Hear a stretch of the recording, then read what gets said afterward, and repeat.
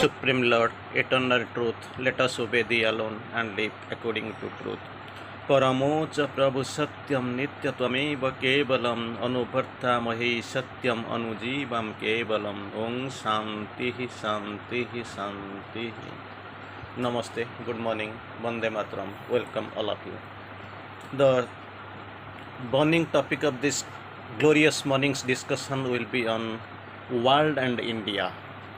In thoughts of Sri Aurobindo, referring to his lines, to his messages of Sri Aurobindo, of course we will discuss in brief about world and India. So one message I can remember, India will be the guru of the world. So this is the destiny as seen by the Divine Mother. India is supposed to be the guru of the world. So we'll after this message, after this glorious message, we'll go for the messages messaged by Sri Aurobindo, provided by Sri Aurobindo. Very beautiful messages and about the destiny of world and India. We know India, it is a subcontinent of the world. So if this world is totally a full set, then India is a subset of this entire world. We'll see what Sri Aurobindo quotes and how it goes on this matter, on this definition. Sri Aurobindo quotes initially, the world is a sea of waves of force. Very interesting. The world is a sea of waves of force. Waves of force, sea of waves of force. This world is. The world is a sea of waves of force that meet and continually fling themselves on each other. As we have seen at the seashore, you must be standing and seeing the waves. Because there is in the initial moment the flow was universal, flow was normal, but it got resistance because that shore came. From there, after getting beaten up, it is returning back into the sea. That time also another wave also coming, that flow is there, so there is a tussle, there is a of course collision, so that these waves are being formed like this here in the course here. The world is a sea of waves of force that meet and continually fling upon themselves upon each other. Continuously fling upon each other because this world is a sea of wave of force. Second, Sri Aurobindo quotes, all world is nothing but an arrangement of the soul sing. Very magnificent definition. It is about the world. Very bright observation by Sri Aurobindo. All world is nothing but arrangement of the soul sing. Soul sing, that arrangement, the sing of the soul sing, that very methodical arrangement of the soul sing, this is the world. The world is not, all world is nothing but the arrangement of the soul sing. Then very next definition Sri Aurobindo provides, the world is a long recurring decimal with Brahman Prabhar integer. Mathematically Sri Aurobindo defined this world. This world is a long recurring decimal, long recurring decimal with Brahman for is integer is Brahma, and this world is a long recurring decimal. It is actually pushing 1.33333333 like this. It is a long recurring decimal, and the Brahma is the integer. The world is a movement of God in His own being. So He has created, we have known already, He is the maker and the world He made. He is the vision and He is the seer. He is Himself the dreamer and the dream. He is Himself the actor and the act. He is Himself the thinker and the thought. That we have seen from Savitri. Sri Aurobindo has quoted nicely. So here Sri Aurobindo of course writes, the world is a movement of God in His own being. Then in His own being, it is the God is moving in His own being. This is the movement of God in His own being. Then next quotation is that omnipotent wisdom created the world. How this world is created? So we have known so many theories like Big Bang theories and all. Many theories we have seen. So this was actually got struck. It broken into pieces like this. It was revolving in the space. Among these many species, many parts, world is a one planet. Of course, it is moving around the sun. So we have known in Savitri many types of theory have been put forward. The rapture of the God has created the world. So this here also still in the course the omnipotent wisdom created the world. The world is created by the omnipotent wisdom of and it is not the organizational blunder of some infinite dreamer. Not dreamer is capital dream, infinite dreamer and the infinite dreamer's blunder of or organizing blunder of infinite dream, some infinite dreamer, but it is there is a meaning in its curve and line. It has been created, planned by a conscious power. Of course, we have seen in Savitri this world was not built with random bricks of chance. It was not randomly, haphazardly, these bricks were created, are thrown up, or this world has been created haphazardly. But actually, what is the behind, what is the purpose, what is the secret behind the world's creation? A conscious power has drawn the plan of life. There is a plan in each curve and line. So a blind God is not destiny's architect. The architect of the destiny is not a blind. Once again, in the same sentence, it is written destiny and a blind God. A blind God is not the destiny of the destiny's architect. Then who has built it? A conscious power has drawn the plan of life. The plan of life has been drawn. This is planned by a conscious power. So sometimes we ask in this sentence, so how this odds and events, how this positives and negatives, how is light and darkness, what is the reason behind it, what is the secret behind it?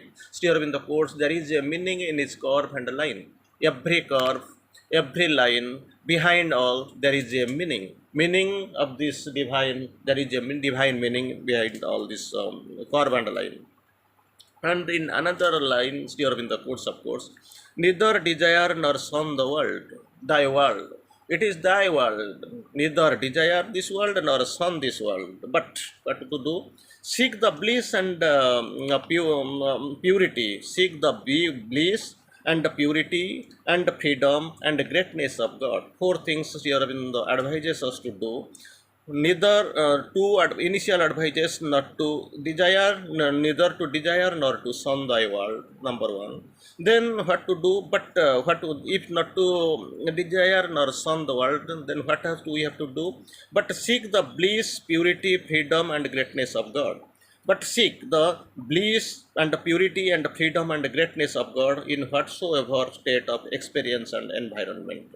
So we have to, in whatsoever state of experience or environment is there, we are moving through, we are living through. So we must seek for bliss, purity, and freedom and greatness of God. This is the main conditions here in the course of. Then after describing all these things, we will come to the another few quotations that's quoted by Sri Aurobindo. It is very interesting here in the course. The world's that already we have seen India is not a piece of land of the earth. It is a living soul that we have seen. Sri Aurobindo has quoted in couple of lines we have seen. Here, Sri Aurobindo course, the world waits for the rising of India, because this topic of this discussion is on world and India. What is the relation, interrelation, and how they are related? They are related one upon another. How they are waiting upon. Still in the quotes here, the world waits for the rising of India. For the rising of India, India has to rise, and the world has to. It is waiting patiently. It is that no, it has to rise. India has to rise. You see this Corona time. No, almost all the vaccination and all. Sometimes there are many loopholes, many lacuna, many downfalls are there. But still, then these are costly, not providing sufficiently, because 60% of the vaccine has been created and put provided, produced by India and supplied to all over the world. So for this, you see, Pfizer company also they are getting helpless. So in this scenario, we see the world waits for the rising of India to receive the divine flood in its fullness. The divine flood is coming. So to receive the divine flood in fullness, in its fullness, the world waits the India. So another very interesting observation by Sri Aurobindo, a vast inner and outer progress is needed. Not only the outer progress in materially, GDP and all. So a vast inner spiritual progress and outer material progress, both are there, should be there, because India has suffered, both east and west both have suffered, because India one time actually it was a rich land from all over the world. They were coming to have their business and to gain money and to become prosperous. They were coming to make business in India. So what happened one day, under this colony and all, British colony, French colony, Portuguese, every invasion we have seen. Even in the medieval period, also we have seen so many sultans and emperors. They have invaded India, and India got lost its true freedom. So we'll see. That time what happened, after some time, India just actually accepted its spiritualism, rejected the matter. On the same time, West accepted the matter, rejected the spiritualism. Both suffered. So there was a need to combine this materialism and spiritualism at a peak and a single point. It was required. India waits for the next question is the vast inner and outer progress. Outer progress, we see this material progress that is visible to the naked eyes. It is on the surface. So inner progress nobody can see. These are all spiritual, psychic, and supramental progress. So a vast inner and outer progress is needed if we want to fulfill India's true destiny. So we have to do with the rise of India, with the rising of India, India will rise, and with the rise of India, the world will, East will rise. Then with simultaneously the West will also rise. Then, very interesting, India is rising to set the eternal light entrusted to her over the world. India is rising to set the eternal light to be set by India, entrusted to her over the world. These are the very good observations. And the spiritual, already Sri Aurobindo has quoted, it has begun. Of course, it is going to be after some time. India, as observed, as quoted by, as messaged by his mother, India will be the guru of the world, spiritual guru of the world. The spiritual gift of India to the world has already begun, that we have seen. Then the light which led us to freedom, though not yet into unity, still burns and will burn till it conquers. The light is burning, even though it is not in full phased light, but it is burning.